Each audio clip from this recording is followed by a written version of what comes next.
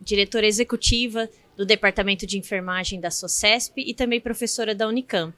Estou aqui hoje com o professor Wagner, professor da Unicamp, e o Dr. Guilherme, que é coordenador de inovação da SOCESP. Universidade Federal de São Paulo, Unifesp. Sejam muito bem-vindos, professor Wagner e Guilherme. Nós estamos aqui para conversar um pouco sobre o tema metaverso, e eu gostaria a minha primeira questão para vocês é de vocês fazerem um breve resumo do estado da arte desse tema hoje, no meio científico, no mundo do ensino e também na prática clínica. Obrigado, professor. Bom, primeiro, obrigado, né, pelo convite, pela rádio.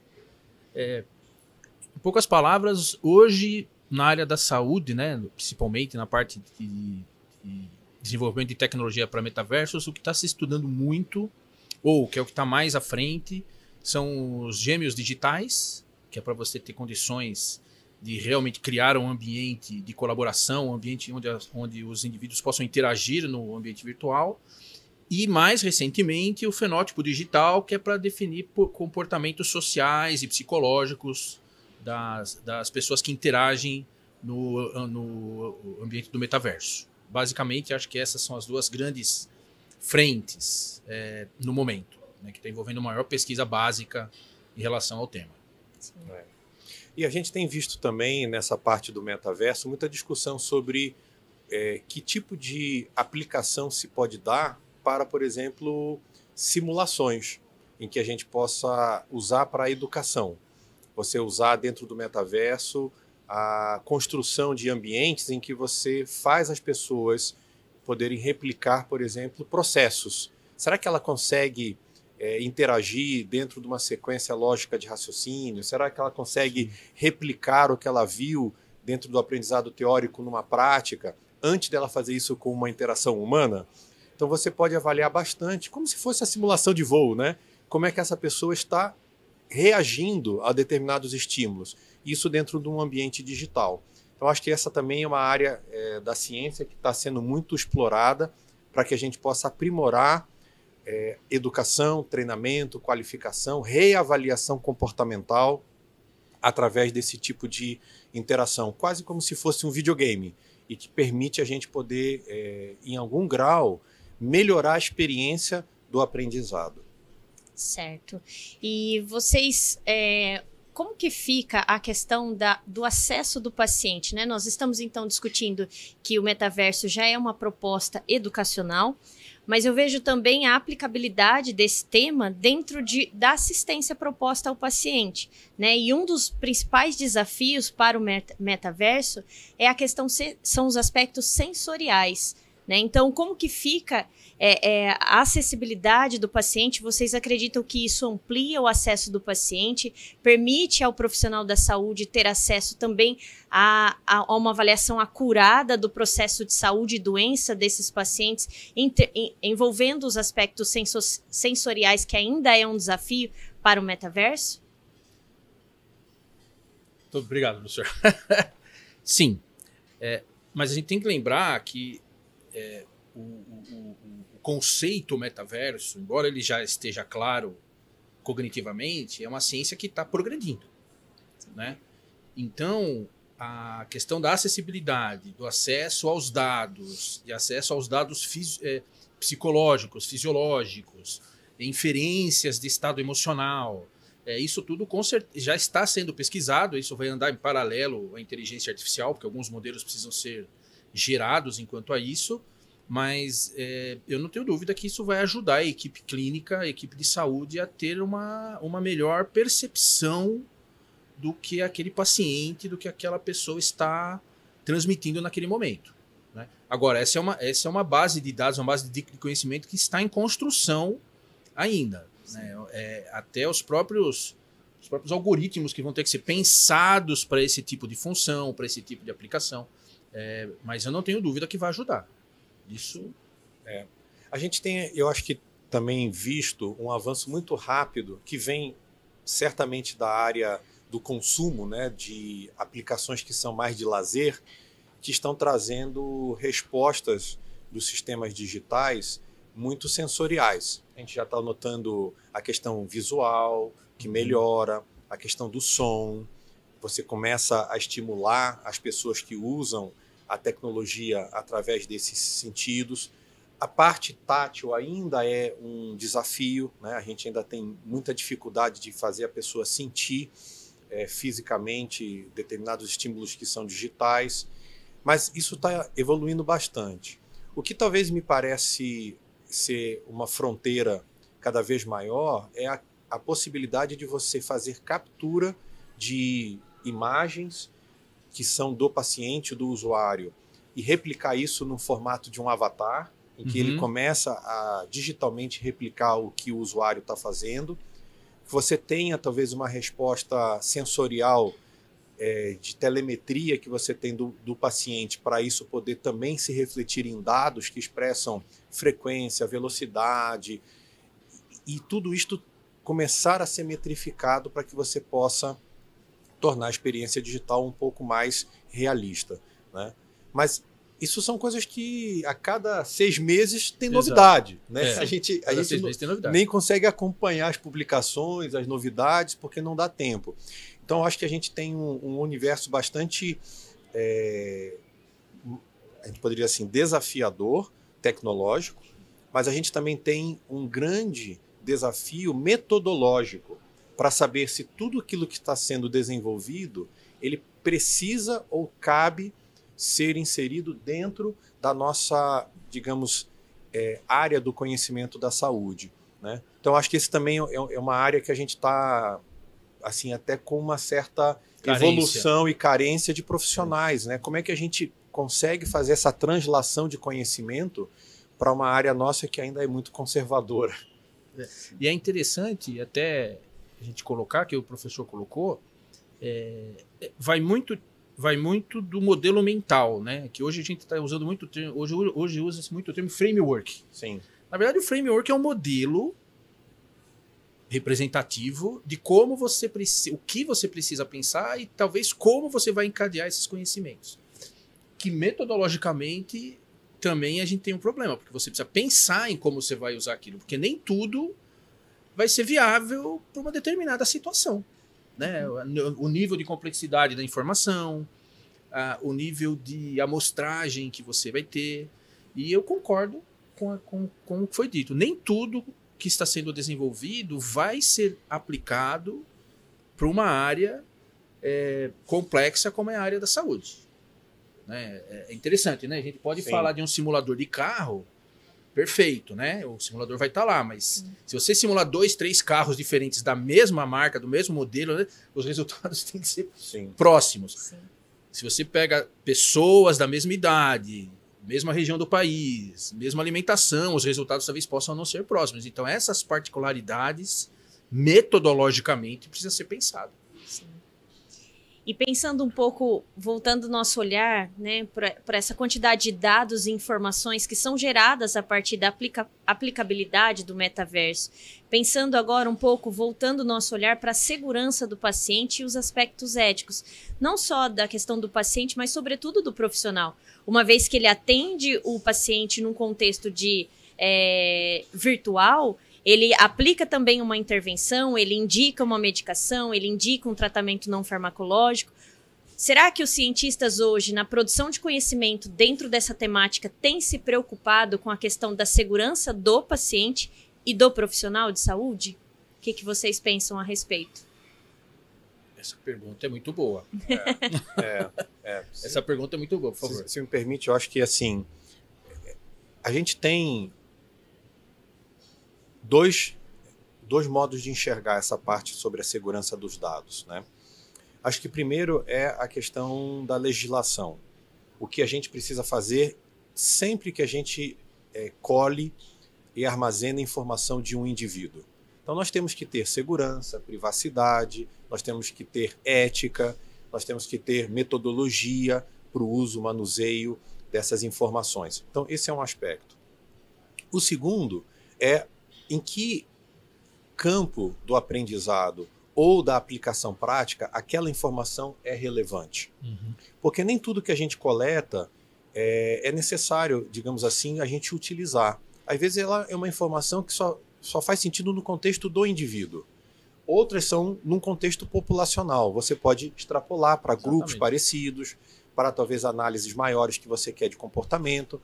Então, a gente hoje precisa avançar, especialmente quando a gente tira, falando desse tipo de ambiente de geração de dados massivo que a gente tem hoje no mundo digital, a gente tem que avançar com a ciência de dados. Nós temos hoje uma carência na área de saúde de profissionais de análise de dados, cientistas de dados, que nos ajudam a olhar essa quantidade bastante rica de informação que a gente tem que garimpar e dizer para que elas, na verdade, podem ser utilizadas para modelar os algoritmos, para modelar sistemas de comportamento, replicação, que a gente pode estudar em alguns cenários o comportamento passado para a gente tentar gerar modelos preditivos. Uhum. Essa é uma área que aqui no Brasil a gente é muito carente, porque a gente não tem formado esse profissional com olhos à saúde. A gente está até roubando esse profissional de outras áreas. Sim.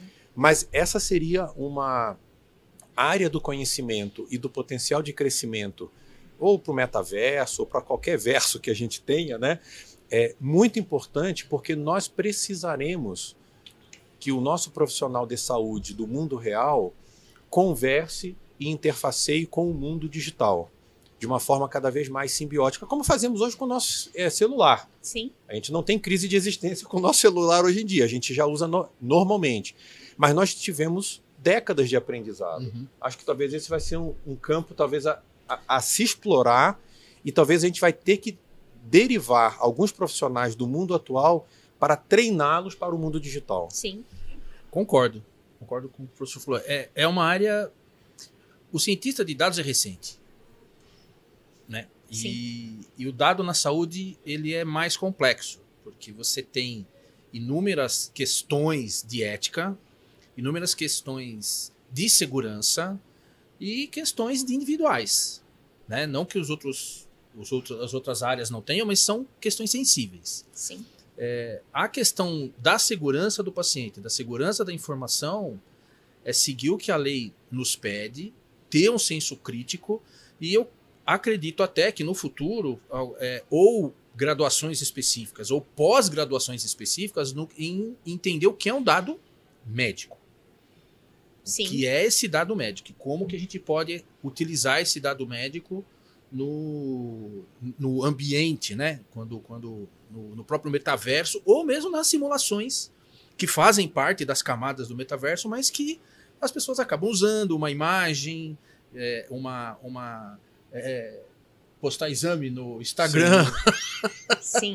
Né? São questões que a sociedade vai ter que entender isso, né? Mas nós temos dois momentos, assim, o momento tecnológico desse profissional que conhece o dado e o momento do entendimento que as pessoas precisam ter, que quanto mais plugado ou quanto mais imerso na tecnologia você tiver, maior tem que ser o seu senso crítico em não abrir determinadas questões por uma questão óbvia, porque não é sua, faz parte de um processo profissional, né? Eu acho que essa é uma questão que vai ter que ser bastante discutida. A gente pode ver, Rafael, que de certo modo, apesar de a gente já estar indo aí para quase chegarmos na terceira década desse século, a cultura digital é uma coisa relativamente nova para todos nós. Nós estamos aqui até no ambiente fazendo uma coisa meio digital também, né? Presencial, mas digital. Sim. Então, assim, há um tempo em que a sociedade ela responde a esses estímulos. O primeiro talvez seja o deslumbramento, a gente fica deslumbrado, as coisas te podem. O segundo é a formação e a conscientização. O terceiro é a gente fazer a educação e qualificação. E dali para frente a gente vai ter um refinamento da cultura absorvida. Nós estamos ainda entre o deslumbramento e a capacitação e conscientização. E eu acho que essa questão do uso da informação está passando pela sociedade como um todo. A gente está vendo isso nas mídias sociais, Sim. em que há oportunidades e abusos. A gente está vendo muito na questão da cultura do jovem versus a pessoa mais madura, em que uns utilizam em excesso e outros têm medo de usar. Então a gente vai passar, especialmente na área da saúde, por um processo de cultura digital do cuidado, cultura digital da informação. Sim. E a partir daí a gente vai começar a criar na formação dos profissionais a questão do uso ético dessa informação, como já deveria ser no prontuário eletrônico, no uso das informações restritivas. Ainda é um desafio para a gente. Né? Bioética digital. Bioética digital. Então, a gente de fato está vendo, eu acho que o nascer de uma nova área de especialização do conhecimento para a formação, que o enfermeiro não tem, o médico não tem, o fisioterapeuta, ou seja, todos esses que estão envolvidos, porque para nós é uma experiência muito nova. Sim. E a gente mistura a experiência individual, muito pessoal, com a profissional. E elas não são iguais. Então, eu acho que esse vai ser um campo em que a gente vai, talvez, pelas próprias provocações de erros e acertos do metaverso, do nosso verso, a gente vai olhar muito dessa reflexão que, no fundo, vai ser comportamental. Nós precisamos nos comportar de modo correto para isso, né? E eu acho que esse é um processo de educação. Sim.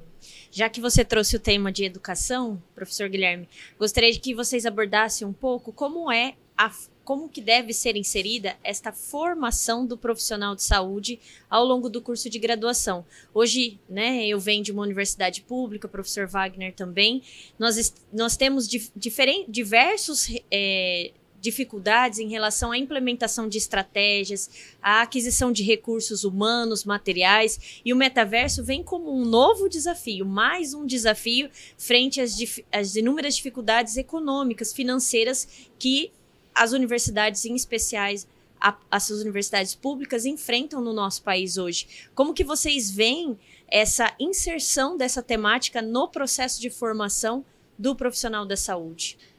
É um facilitador? É um dificultador? É um facilitador. Bom, vamos lembrar que nós temos desafios. Sim. Metaverso é mais um dos desafios. O que, na minha opinião, lógico, essa dentre várias opiniões, né, entre vários modelos, acho que o melhor modelo que a gente pode pensar é um modelo que foi muito usado no Japão após guerra, onde não adianta você ter picos de conhecimento de um lado, defasagem tecnológica de outro e falta de formação de outro lado. Então é um tripé. A tecnologia que eu tenho, o que eu posso usar junto com a tecnologia que eu tenho, e essa pessoa, junto com essa tecnologia, desenvolve uma base de conhecimento. Aí você vai subindo um pouco. Aí você vai subindo um pouco. É interessante se a gente for parar para pensar que hoje você tem muitos centros que desenvolvem, que geram imagens médicas. Né? Então a gente já tem uma imagem médica tridimensional que de alguma forma poderia estar sendo usado para ensinar para montar esses modelos pedagógicos para interagir com o que nós temos. Sim.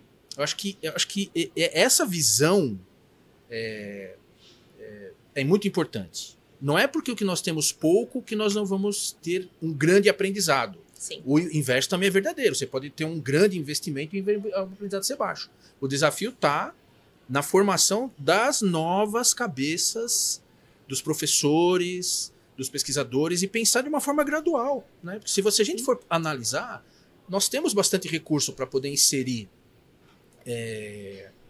o aluno, o profissional, dentro de um ambiente. Né? Pode não ser um ambiente como, por exemplo, de uma indústria aeronáutica, que você tem laboratórios gigantescos, mas você tem recursos, que eu não vou falar mais baratos, mas eu vou falar adequados. Sim. Né? Que essa é outra questão importante em tecnologia. O recurso tem que ser adequado, que daria para você criar situações onde todos começam a vivenciar esse momento pedagógico, você entendeu?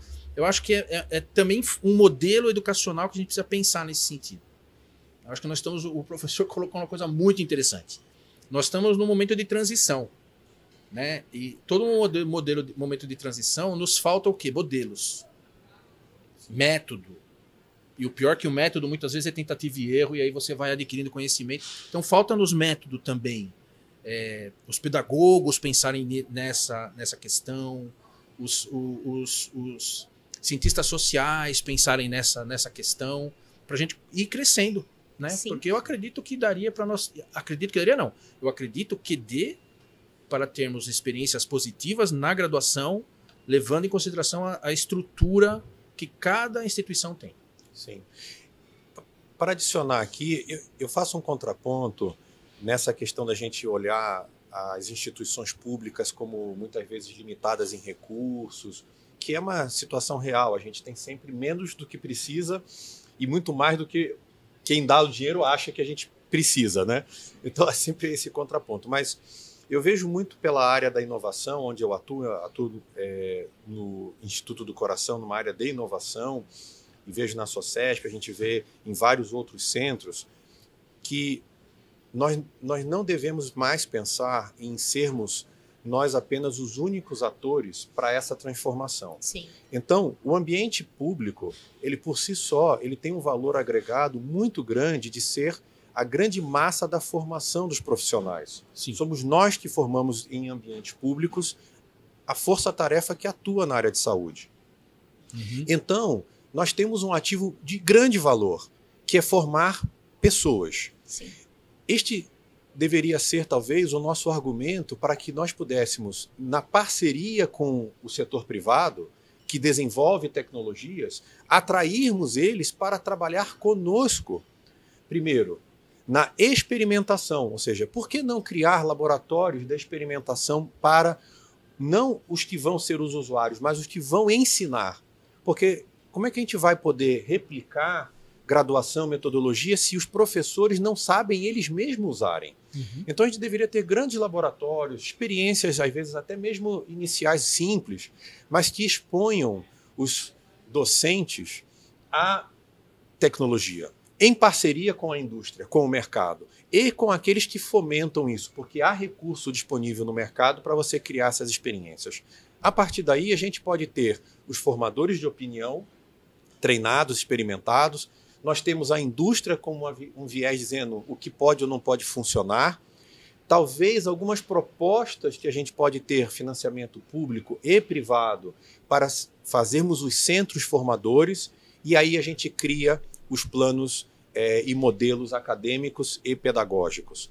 E isso ser um ciclo ininterrupto, porque você não pode fossilizar 10 anos nessa tecnologia, como a gente tem hoje muitas vezes em programas que não mudam do MEC. Fica lá, a gente está às vezes com coisas de 30 anos. Exato. A tecnologia em 6 meses mudou. Então, esses ambientes, eles inclusive podem ser fomentadores da reciclagem de quem ensina. Porque hoje eu aprendo, mas amanhã sou eu que ensinarei, porque eu tenho uma nova habilidade, eu sou mais jovem. Talvez os nossos docentes nessas áreas terão que ser a geração mais nova, não serão os professores tradicionais, eles terão que ser humildes o suficiente para abrir mão desta posição, porque eles não serão os titulares do ensino, porque eles serão talvez os alunos do ensino. Isso é interessante. O mais jovem é que vai ensinar eles como usa. Então, acho que essa é uma parte da revolução. E Exato. a gente tem que contestar esse modelo e dizer, será que a gente pode fazer assim? Talvez aí seja uma coisa bastante interessante para a gente ver. É uma discussão bacana. Eu concordo. Concordo. E indo um pouco mais além, essa possibilidade de você montar centros com empresas, pela própria característica da tecnologia, você não precisa ter um centro em cada lugar. Você poderia ter um grande centro colaborativo, regional, porque a tecnologia o que é o metaverso? Você está aqui, eu posso estar lá na Alemanha, posso estar no Japão, né? Mas é uma mudança de paradigma acadêmica. Sim. Né? É uma mudança que vai acontecer. Sim. Antropologicamente tudo acontece, mas no tempo da evolução. Né? E tem uma coisa curiosa, se me permite, aqui, talvez até para ouvir a sua própria opinião, né? A nossa entrevistada também dando opinião. Porque assim, a gente nota ainda que a gente está muito na cultura, né, do modo do aprendizado assíncrono e assimétrico. Né? Você tem o que ensina e os que ouvem. Mas no mundo digital, no metaverso e outros, ele é mais colaborativo do que simplesmente contemplativo. Então, talvez, inclusive, essa questão de como a gente provoca, né, e a gente necessita que você também, que está contribuindo, compartilhando, você seja uma pessoa que recebe, isto é disruptivo em si no nosso modelo de ensino, em que o professor ele sai com a responsabilidade de ser o único fator gerador da informação. E talvez... E o que é hoje já não é mais assim.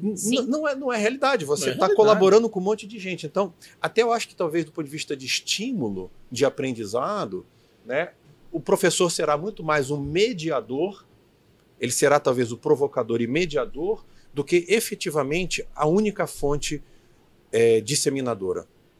Não sei se você pensa também assim. Sim, concordo plenamente, professor Guilherme. Eu acho que nós estamos já vivendo um momento de transição do modelo tradicional no uso das metodologias ativas, onde de fato o professor já saiu desse lugar onde ele é o detentor do conhecimento e ativo nesse processo de aprendizagem, e ele se torna agora um facilitador, como você mesmo trouxe. E eu acho que a proposta do metaverso, ela vai além dessa facilitação do profissional, né, do instrutor ou do professor que está conduzindo o processo de ensino-aprendizagem, mas é também um ganho enorme para o processo de formação, porque eu vejo como uma grande oportunidade de fato, a gente implementar a interdisciplinaridade.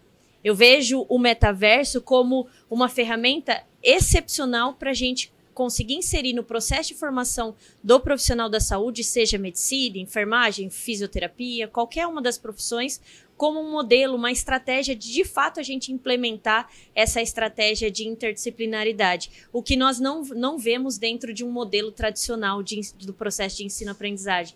Então, eu vejo como um ganho também, concordo plenamente com as colocações que vocês fizeram, eu vejo como um ganho para todos nós professores, cientistas, pesquisadores, nessa temática, né, da evolução das estratégias de ensino. E eu não sei se a gente tem tempo para mais uma pergunta.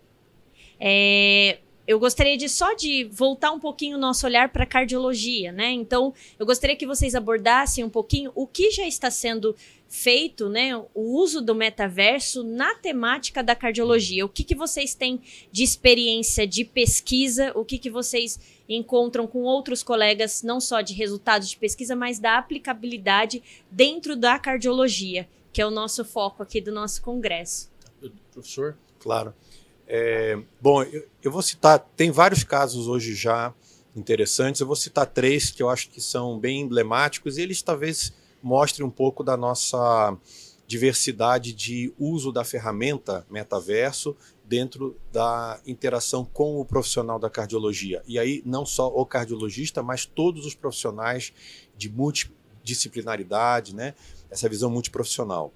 Eu acho que uma aplicação nítida é a questão de educação e gamificação do aprendizado, em que você pode pegar, por exemplo, um cardiologista ou um enfermeiro e colocá-lo dentro de um cenário em que ele tem que ter essa resposta comportamental. Ou seja, ele numa entrevista com um paciente virtual, ele consegue seguir o protocolo? Ele tem tempo de resposta? Ele segue a análise? Então, essa é uma coisa. Treinamento cirúrgico, né? Para muitos médicos, você vai olhar, ou seja, de você fazer esse comportamento. E, por fim, eu acho que a gente poderia colocar uma aplicação relacionada à revisão de conhecimento. Quando você entra dentro do metaverso, para você poder ser estimulado a experiências em que você vai rever o seu conhecimento, que também é de comportamento. Acho que são coisas que a gente está vendo já na prática e que já estão sendo publicadas cientificamente. Eu acho que dessa questão, um ponto que é bastante interessante, né, que principalmente a revisão do que foi ensinado e o aprofundamento é parte de você usar no metaverso aquilo que nós já usamos hoje, que são os chatbots. Então, você já tem uma fusão de dados entre uma base de conhecimento para uma revisão ou para um aprofundamento versus imagens de vários tipos em um banco de dados onde tanto o aluno como o profissional podem interagir, né? Então, é interessante isso, né? Porque a gente já vive camadas do metaverso. Como nós estamos numa transição, toda transição ela é nebulosa. Às vezes você acha que sim, às vezes acha que não, mas nós já vivemos algumas camadas disso. Então, é bastante interessante essa vivência na parte de cardiologia. E eu acho que o que está evoluindo muito são os gêmeos digitais, né? E o que me chama muito a atenção, e tem está diretamente relacionado ao que o professor falou, grandes empresas do ramo de tecnologia têm divisões que trabalham com simulação de avião, trabalham com simulação de plataforma de petróleo, que são projetos muito complexos. Eles abriram uma divisão de saúde e a grande maioria, pelo menos 2 que eu conheço, trabalham especificamente com o coração. É muito interessante isso. Por quê? Porque pela complexidade que é essa estrutura. E esse era um tema de uma das palestras na Arena de Inovação, os Gêmeos Digitais. Então, quem quiser, pode assistir lá. Sim. Bom, então, para a gente finalizar a nossa entrevista, gostaria primeiramente de agradecer ao professor Wagner, ao professor Guilherme, por esse momento de discussão num tema que é desafiador, né? E é um tema que deve ser inserido não só na nossa prática clínica, mas sobretudo na nossa prática educacional e de pesquisa também. Agradecer à SOCESP por esta oportunidade e abrir para que vocês dois encerrem trazendo uma mensagem para os nossos espectadores que nos ouvem na Rádio SOCESP dos desafios, uma provocação que vocês possam fazer para quem está nos ouvindo a respeito da temática do metaverso. Por favor, professor, primeiro, por favor.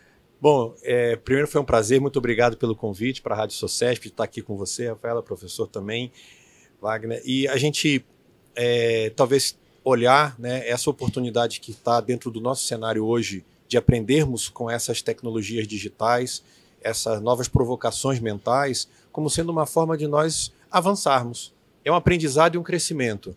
Acho que mais do que a gente rejeitar, a gente tem que, na verdade, se ousar a pensar diferente.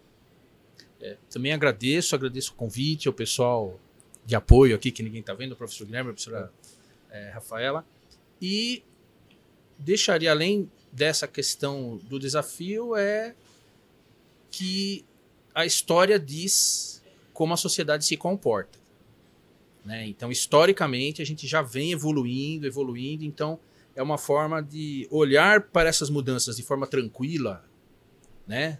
E lidar com elas de forma tranquila, eu acho que é a melhor postura que a gente possa ter num ambiente tão disruptivo e, como o professor falou, a cada 6 meses muda o cenário. É algo assim que a gente precisa ter bastante tranquilidade e serenidade para poder lidar com essas questões. Mas eu acho que é bastante desafiador. Tá certo. Muito obrigada à SOCESP, a você, espectador que nos ouve, e ao professor Wagner, professor Guilherme. Uma boa tarde a todos. Boa tarde. Tchau, tchau. Até mais. Até mais.